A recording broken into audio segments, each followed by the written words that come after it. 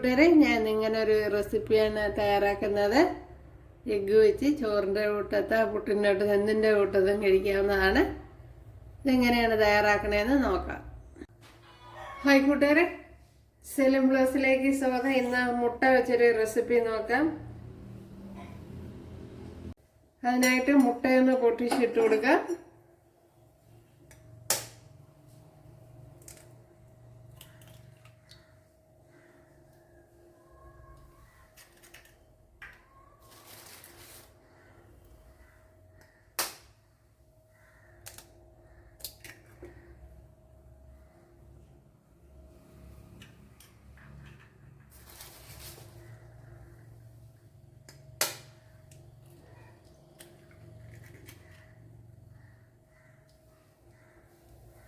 ഇവിടെ 3 മുട്ടയാണ് എടുത്തിരിക്കുന്നത്.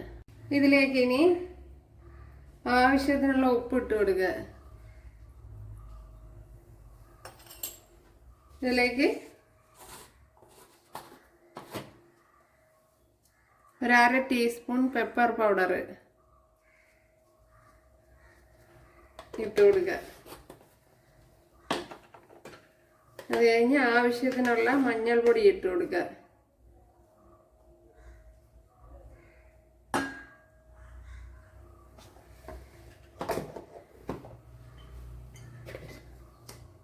അടുത്ത് 1 ടീസ്പൂൺ മുളക് പൊടി ഇട്ട് കൊടുക്കുക.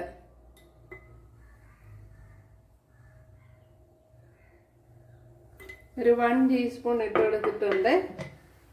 ഇതിലേക്ക് ഇനി ഒരു ചെറിയൊരു പച്ചമുളക്, അത് കഴിഞ്ഞ് ഒരു 10 കുഞ്ഞുള്ളി ഇതുപോലെ ചെറുതായിട്ട് അരിഞ്ഞെടുത്തിട്ടുണ്ട്, അത് ഇട്ട് കൊടുക്കുക.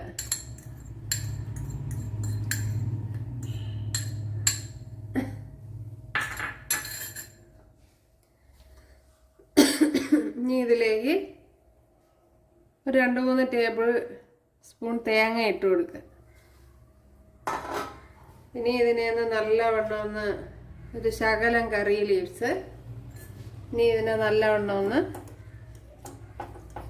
ബീറ്റ് ചെയ്തെടുക്കുക. ഇപ്പം ചോറിൻ്റെ കൂട്ടത്തൊക്കെ കഴിക്കാൻ പറ്റിയ ഒരു റെസിപ്പിയാണ്.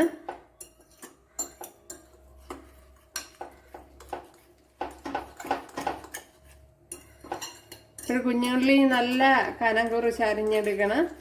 ഇനി മുളക് പൊടിയൊക്കെ നല്ലപോലെ ഒന്ന് കുഴഞ്ഞ് വരത്തക്ക വിധത്തിലൊന്ന് ബീറ്റ് ചെയ്ത് കൊടുക്കണം. ഇനി ഇവിടെ ഒരു ചട്ടി വെച്ച് കൊടുക്കാം.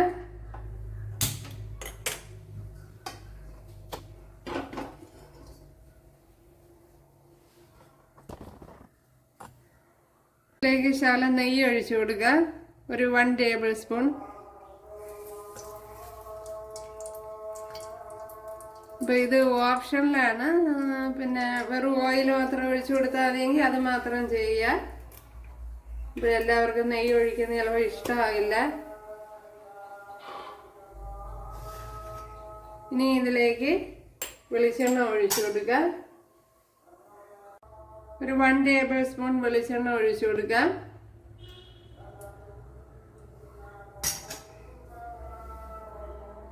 കുറച്ച് കടുക് ഇട്ട് കൊടുത്തിട്ടുണ്ട്. അതിലേക്ക് പിന്നെ ചെറിയൊരു പീസ് ഇഞ്ചി ഇതുപോലെ വളരെ നൈസായിട്ട് അരിഞ്ഞത് ഇട്ട് കൊടുക്കുക. 7-8 വെളുത്തുള്ളി അല്ലി ഇട്ട് കൊടുക്കുക. അതേപോലെ കുറച്ച് കറി ലീവ്സ്,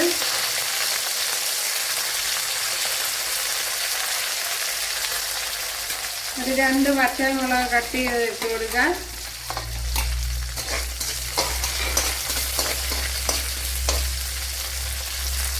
ഇതിലേക്ക് ഇനി ഒരു ചെറിയൊരു സവാള കട്ട് ചെയ്ത് ഇട്ട് കൊടുക്കുക.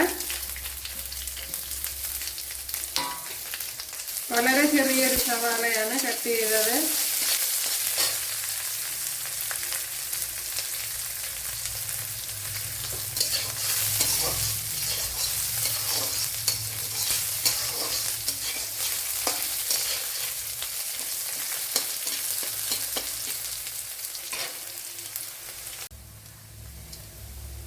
ഇതിലേക്ക് ഇനി ഈ എഗ്ഗിനെ എടുത്തൊഴിച്ചു കൊടുക്കുക.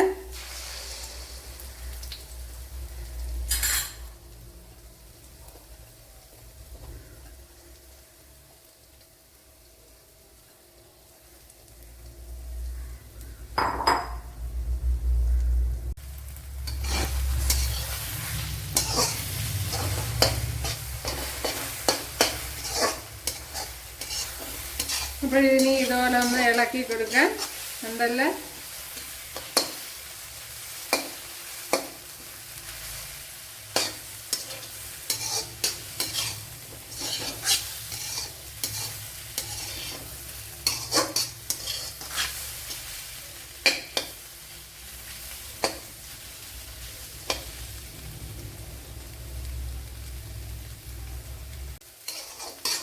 നമ്മള് റെസിപ്പി ഇവിടെ റെഡി ആയിട്ടുണ്ട്. കണ്ടല്ലേ, ഇത് തന്നെ മതിയാവും.